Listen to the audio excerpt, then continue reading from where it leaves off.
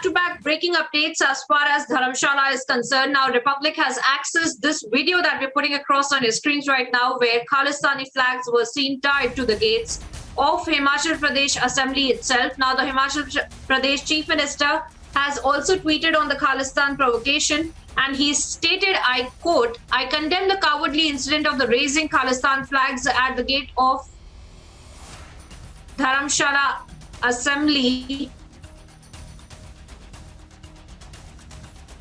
and there is only winter session in this assembly, so there is a need for more security arrangements here during that time," is something that he had stated in a tweet. And we are seeing how there are several political reactions that are coming in right now. And we have Majinder Singh Sirsa on the broadcast right now. Majinder ji, if I could come to you about these visuals that we're picking up of Khalistan flags that have been hoisted outside of the Vidhan Sabha itself. And this is not an isolated incident. What are your thoughts on this, and what is the investigation that needs to be done on this? ये एक बड़ी ही calculated move है उन लोगों के द्वारा जो सिखों को पूरे देश भर में बदनाम करना चाहते हैं। ये कुछ शरारती लोग पैसे लेते हैं आईएसआई से, और गुरपतवंत सिंह पन्नू जो है, वो जो आईएसआई का एजेंट अमेरिका में बैठा है, वो लोग पैसे इकट्ठे करता है आईएसआई से।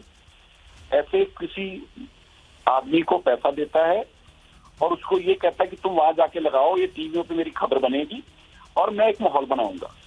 ये हम देश के जो सिख हैं, ये ऐसी चीजों को बार बार कंडेम करते आए हैं, करते रहेंगे। देशप्रस्त हैं, हम रोज अरदास करते हैं सुबह। जो अरदास गुरु के चरणों में करते हैं, उसमें अपने देश की खुशहाली की मांग करते हैं।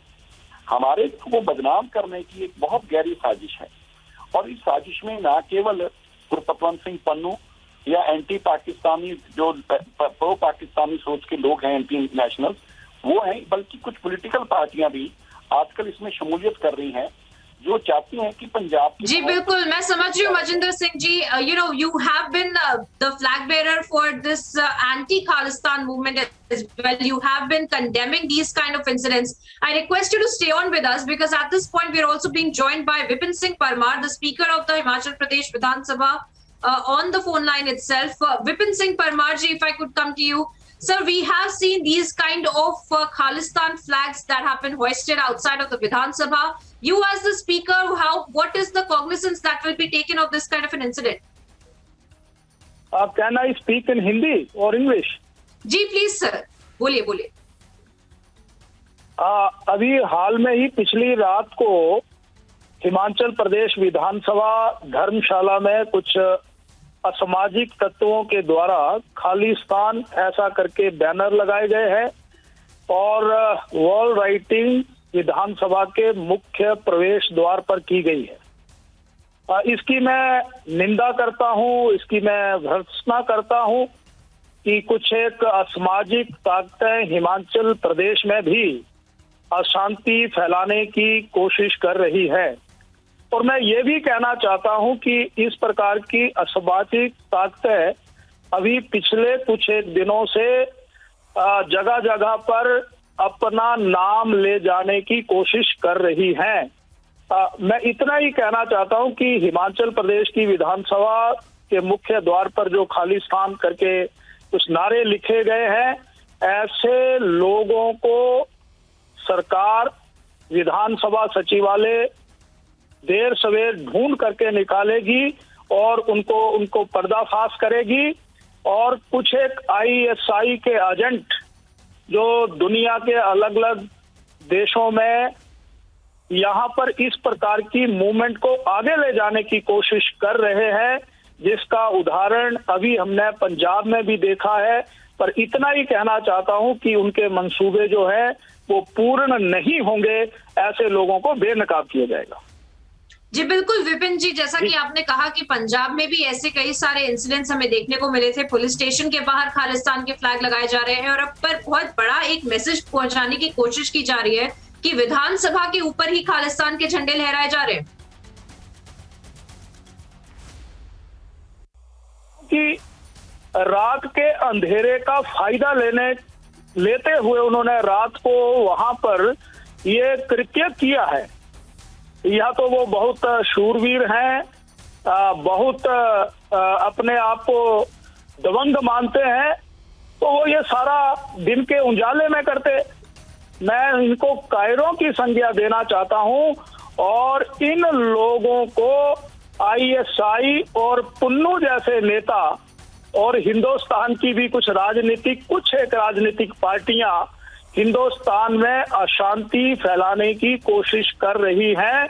उसके कारण ये सब कुछ हो रहा है। कभी विपिन जी, who are these political parties then? ये पॉलिटिकल पार्टीज कौन है जो इन लोगों को सहारा दे रहे हैं, इन लोगों को उकसाया जा रहा है? जी, अभी पटियाला में जो पिछले दिनों घटना घटी है, अब पटियाला पंजाब में किसकी सरकार है? वो आपकी सरकार है।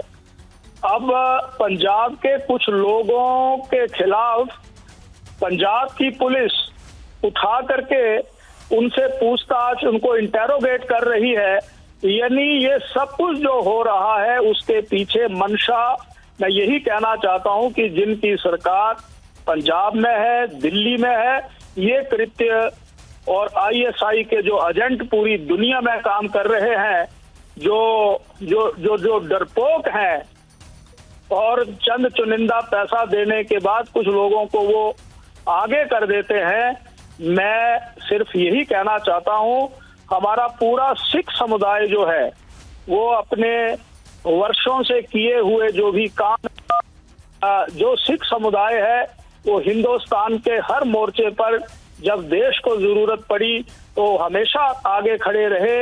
ऐसे समाज को भी ऐसे कुछ एजेंट जो हैं वो कलंकित करने की कोशिश कर रहे हैं, मैं ये कहना चाहता हूं। जी बिल्कुल विपिन जी, आप काफी बड़ा इल्जाम भी लगा रहे हैं कि कई सारे जो पैसे देकर इन लोगों को आगे करने की बात है, एक जो कंस्पिरेसी, जो साजिश की बात की जाती है कि पॉलिटिकल पार्टीज भी इन्वॉल्व है इन सब चीजों में। क्या आप कह रहे हैं कि इसमें सीधा सीधा आम आदमी पार्टी का भी हाथ है? मैंने पटियाला का उदाहरण दिया है और जो इस प्रकार से आजकल अराजकता का माहौल पंजाब में बना है, वो हुकूमत वहां पर किसकी है? वो आपकी है। विपिन जी, मैं चाहूंगी ये सवाल एक्चुअली विपिन जी हमारे साथ बने रहिएगा। मैं ये सवाल चाहूंगी, I take to Saurabh Bhardwaj as well of the Aam Aadmi Party who's joining us on the broadcast. Saurabh Bharadwaj, if you can hear me, we are seeing these kind of incidents that are coming in, mushrooming in fact in Himachal Pradesh, also in Punjab, and a lot of political parties, including Himachal Pradesh's speaker, in fact, has stated that there is a link of Aam Aadmi Party as well in pro-Khalistan groups.